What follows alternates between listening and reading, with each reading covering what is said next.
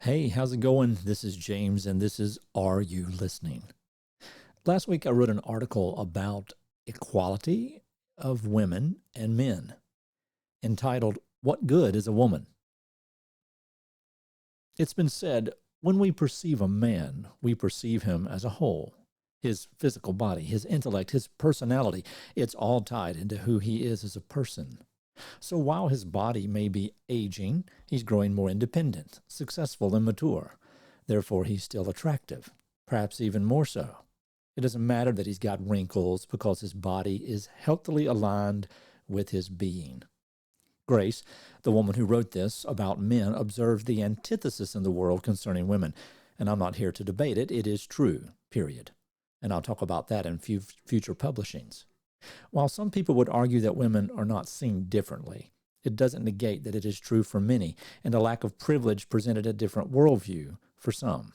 To argue against another person's experience is foolish. We don't get to speak for all who share commonality with us. I look to start a conversation that would begin when we perceive a woman, we perceive her as whole.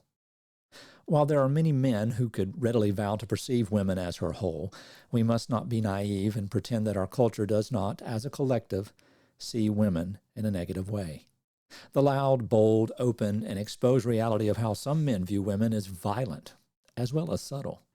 The violent side of things, the hate, the ridicule, the objectification, the lack of empathy, the blindsided workload, and the emotional and physical abuse are easy to spot.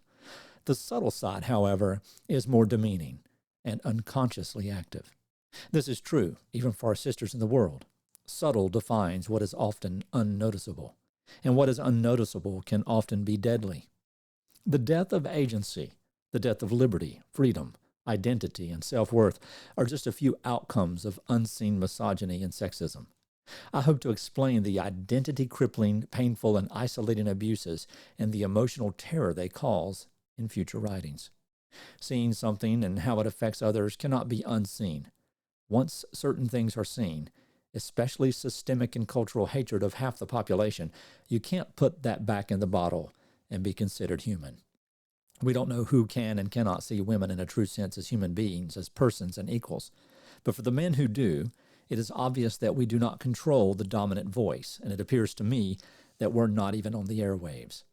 For over 20 years, I've been preparing to speak to this issue. I'm not speaking for women or even to women. No, mainly I'm speaking about what many view women and how men and I am speaking about how many view women and how men who see and know the truth should be partners in this journey to right centuries of wrongs. It is wrong, and that is not up for discussion.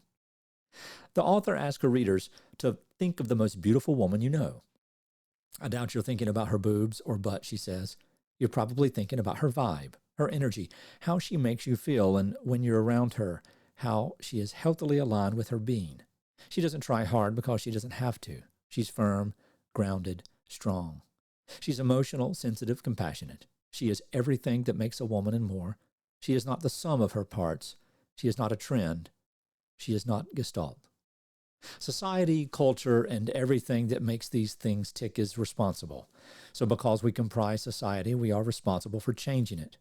My next book publishing will be the title of this essay, and if permitted, will reveal my lifelong passion for this issue, my journey to seeing things as they are, and that the spiritual side of life and love demands such attention, reform, and relegation of both the bold and silent bias against our sisters.